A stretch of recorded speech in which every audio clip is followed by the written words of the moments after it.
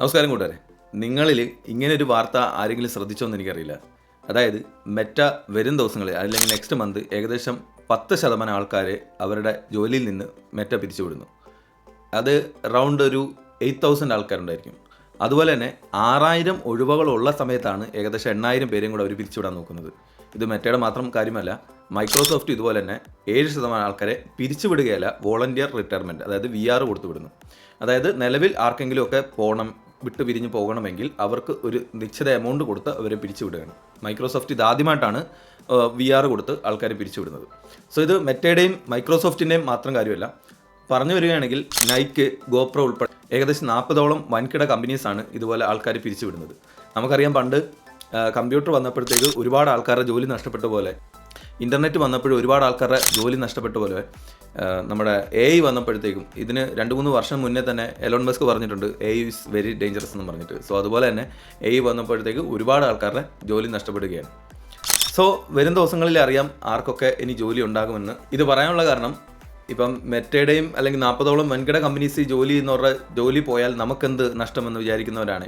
So അങ്ങനെ ജോലി പോയി കഴിയുമ്പോഴത്തേക്ക് ഒരുപാട് ആൾക്കാർ നമ്മുടെ നാട്ടിലേക്ക് തിരിച്ചു വരും. നമുക്കറിയാം, ഗൂഗിൾ, മൈക്രോസോഫ്റ്റ് അല്ലെങ്കിൽ അഡോബ് അങ്ങനെയുള്ള പല വൻകിട കമ്പനീസിൻ്റെയൊക്കെ ഒരുപാട് സ്റ്റാഫുകൾ ഇന്ത്യൻസ് ആണ്. സോ ഒരുപാട് ആൾക്കാർ ഇന്ത്യയിലേക്ക് തിരിച്ചു വരും, അല്ലെങ്കിൽ അവർ മറ്റു പ്രൊഫഷനിലേക്ക് തിരിച്ചു വരും. അതുപോലെ നമ്മുടെ ഇന്ത്യയിലേക്ക് വന്നുകൊണ്ടിരുന്ന പൈസ, അങ്ങനെ ഒരുപാട് നഷ്ടങ്ങൾ വരാൻ കിടക്കുന്നേ ഉള്ളൂ. AI ഒരുപാട് ആൾക്കാരുടെ ജോലി നഷ്ടപ്പെടുത്തിയുണ്ട്. സോ നമുക്കൊന്നും ചെയ്യാൻ പറ്റില്ല. വരും ദിവസങ്ങളിൽ അറിയാം ആർക്കൊക്കെ ജോലി നഷ്ടപ്പെടുന്നുണ്ട്. അതുകൂടാതെ AI കൊണ്ട് നിങ്ങളുടെ ജോലി മാറ്റം വരുത്തുന്നില്ല എന്ന് നിങ്ങളൊന്ന് ഉറപ്പുവരുത്തുക. അതേ നമുക്ക് പറയാൻ നിവൃത്തിയുള്ളൂ. ഇപ്പോൾ തന്നെ അൺഎംപ്ലോയിഡ് ആയിട്ടുള്ള ഒരുപാട് ആൾക്കാർ നമ്മുടെ നാട്ടിലുണ്ട്. അപ്പോൾ ഒരു കമ്പനിയുടെ മാത്രം എടുക്കുകയാണെങ്കിൽ 8,000 + 6,000 എത്രയായി? 14,000 സ്റ്റാഫ്. അപ്പോൾ 14,000 സ്റ്റാഫിൻ്റെ സാലറി ഒന്ന് കണക്കൂട്ടി നോക്കിയാൽ എത്ര കോടി രൂപയാണ് നഷ്ടപ്പെടുന്നത്. അതുപോലെ ഓരോ കമ്പനീസും അതുപോലെ അവരുടെ ആൾക്കാരെ പറഞ്ഞു വിടുക. ഒരു 10,000 വെച്ച് കണക്കൂട്ടിയാൽ തന്നെ 40 കമ്പനി ആകുമ്പോൾ തന്നെ എത്ര അൺഎംപ്ലോയിഡ് ആയിട്ട് അല്ലെങ്കിൽ എത്ര പേര് ജോലിയിൽ നിന്ന് പോകുന്നുണ്ട് AI വന്നതോടുകൂടി. അപ്പോൾ മെറ്റയെ പറ്റി പറയുകയാണെങ്കിൽ അവർ VRന് വേണ്ടി ഒരുപാട് പൈസ അല്ലെങ്കിൽ മില്യൺസ് ഓഫ് എമൗണ്ട് ആണ് അവർ സ്പെൻഡ് ആക്കിയിട്ടുള്ളത്. സോ അതിനൊരു വരുമാനം അല്ലെങ്കിൽ അതത്ര പ്രാബല്യത്തിൽ വന്നിട്ടില്ലായിരുന്നു.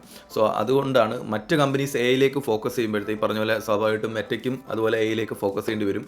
സോ ഫണ്ടുകളൊക്കെ കൂടുതലും AIയിലേക്കാണ് അവരിനി ഇൻവെസ്റ്റ് ചെയ്യാൻ പോകുന്നത്. നാട്ടിലാണെങ്കിൽ പോലും ഈവൻ ചെറിയ കാര്യങ്ങൾക്ക് പോലും, ഈവൻ ഓരോ വ്യക്തികൾ പോലും ChatGPTയും ജെമിനി പോലുള്ള ആപ്പുകളാണ് യൂസ് ചെയ്യുന്നത്.